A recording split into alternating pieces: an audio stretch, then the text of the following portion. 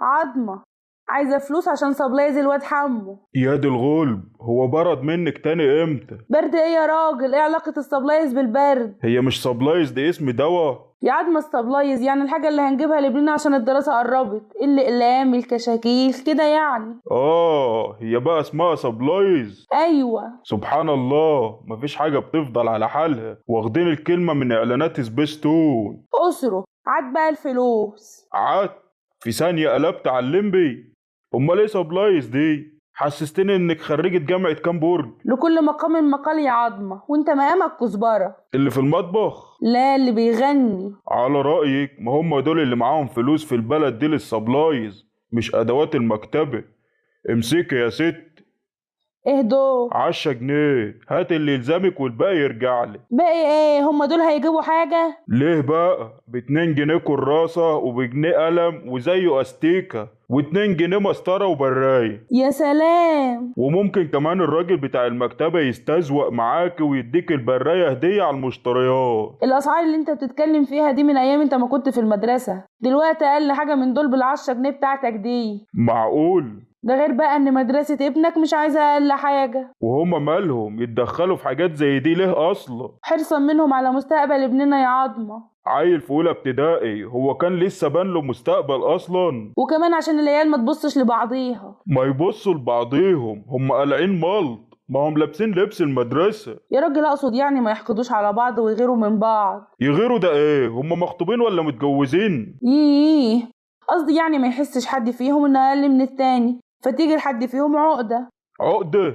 ايوه يا اخويا، عقدة نفسية، وتأثر على المذاكرة وكمان تخليه مش طبيعي في حياته الاجتماعية. بس كل ده من السبلايز دي؟ امال انت فاكر ايه؟ ايوه، بس ده تلميذ في اولى ابتدائي. المشاكل النفسية بتبدأ في الوقت ده بالذات. مشاكل ايه وليه؟ هي مراته خانته ولا اترفد من الشغل ومش لاقي ياكل؟ مش لاقي السبلايز اللي ابوه بخلان عليه بيه. لا، طالما وصلت للبخل يبقى حاضر، اموري عايزه ايه؟ شاربنر. والواد هيجيب تلاجة في الفصل ليه؟ هم هيبتدوا شغل لم تبرعات المدارس من دلوقتي؟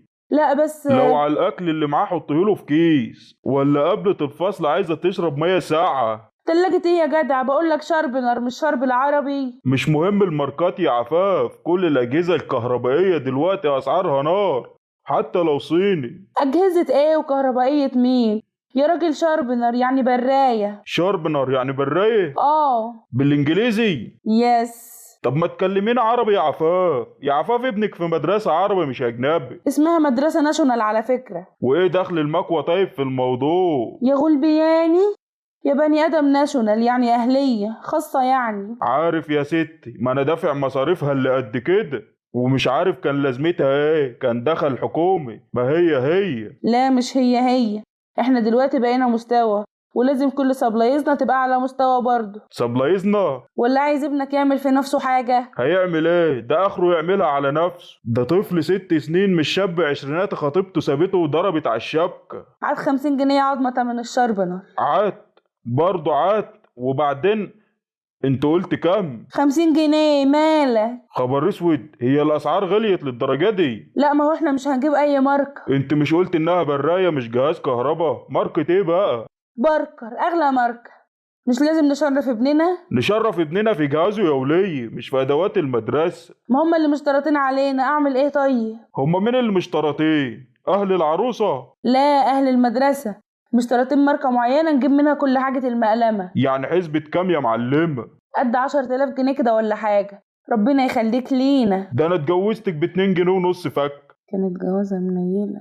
وهي دي حاجة؟ ده لسه الكراريس لاينز ودبل لاينز ورسم هندسي هو ابنك داخل الجامعة ولا المدرسة؟ ولا يكونش ده الطفل المعجزة؟ ابني داخل المدرسة وعايز حسبة 3000 جنيه كراريس لها عشان تبقى ماركة كويسة. هيكتب في كل ده ايه؟ محاضرات الدكاترة ولا مذكراته لما كان بيسنن ويسهي؟ لا، هيكتب العلم اللي هينور نافوخه عشان يبقى أحسن. هو ألف أرنب وبه بطة حاسبينه علم وأستاذة؟ طبعا، ما هو ده بداية السلم، بعدها يطلع فرير على باقي مواد المعرفة. حاضر، أمري لله. أيوة كده عشان ما تبقاش عقبة في مستقبل ابن المشرف. على فكرة بقى، ده داخل أولى ابتدائي مش أولى طب. عارفة يا أخويا عارفة. وعلى فكرة أولى ابتدائي دي مليانة امتحانات واختبارات، فعايزين برضو 3000 ورقة كده. نعم. عشان يطبعوا عليها امتحانات واختبارات ابنك. ده اختبارات وزارة الخارجية مش كده. لو انا اللي هجيب للواد عقدة نفسية، ده هما اللي هيجننوه ويشلوني قبله. يا عظمة خليه يتشطر ويذاكر على طول. ولو هو عدد الامتحانات اللي هياخدها 3000 مش هيلحق يذاكر اصلا. مين قال؟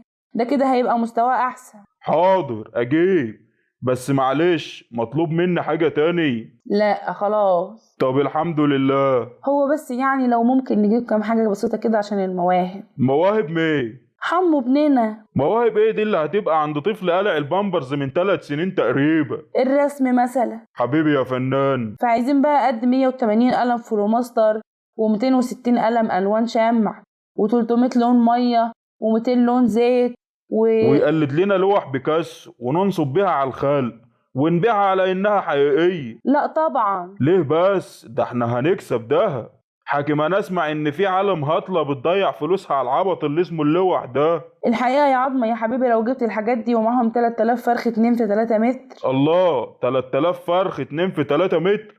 ليه؟ هو داخل المدرسة ولا داخل الانتخابات؟ ما هو ده عشان ما يحتاجش حمو يقلد بيكاسو.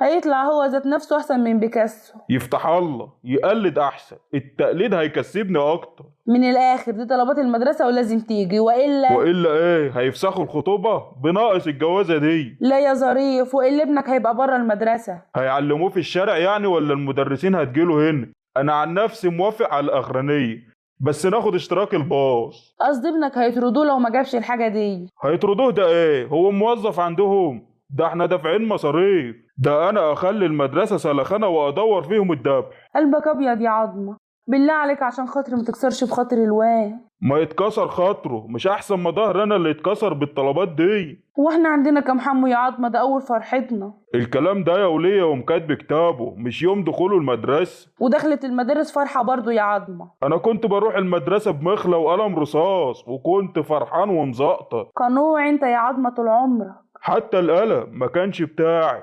امال بتاع مين؟ كنت بستلفه من صبر النجار جارنا، واخر النهار ارجعه له يرسم بيه على ابواب الخشب. معلش، فرحة زمان بالمدارس غير فرحة دلوقتي. وهي الفرحة ما تبقاش فرحة اليومين دول الا بقرض من البنك الدولي. الشارع اللي وراه ده انا هعمل لك انت وابنك محضر ابن. اوعى تكمل يا عظمة الرقابة احسن الفيديو يتشاف، واحنا داخلين على مصاريف والمشاهدات دي هتفرق معانا. على رأيك كفاية كده. طب بصي، مش هيجيب الالوان دي الا في حالة واحدة. اؤمر يا اخويا، امرك نافذ. يدهن المحل عندي بالوان المية والزيت اللي هجيبها له بالشيء الفلاني دي، ويعمل له ديكور بباقي الالوان. بس كده؟ عينيا. وهو نبقى استفدنا حاجة ووفرنا اجرة النقاش. وماله، بس طالما كده بقى تجيب لي الواد كمان الكرة الكفر اللي المدرسة طالباها عشان الموهبة الرياضية للطفل. هو مش كان هيبقى بيكاسو من شوية؟ قلب على امام عاشور ليه؟ اهو الموهبة اللي ترشق تمام وكده نستفيد اكتر. طيب هو لازم كرة كفر؟ ما تمشي كرة شراب. كده هيلعب في دوري المظاليم يا معلم بدل الدوري الممتاز. لا وعلى ايه؟ احنا هنيجي على الحاجة اللي ليها مستقبل فعلا ونبخل. اهو كده. وجملة المواهب بقى انا قررت اجيب له صاجات. صاجات؟ ايوه، عشان لو الكرة ما نفعتش يشتغل مغنوات زي حسن مطرقة ولا مجدي فلفل في الملاهي والكبريهات. عظمة انت بتعمل ايه؟ ثانية واحدة هتحزم واجيلك.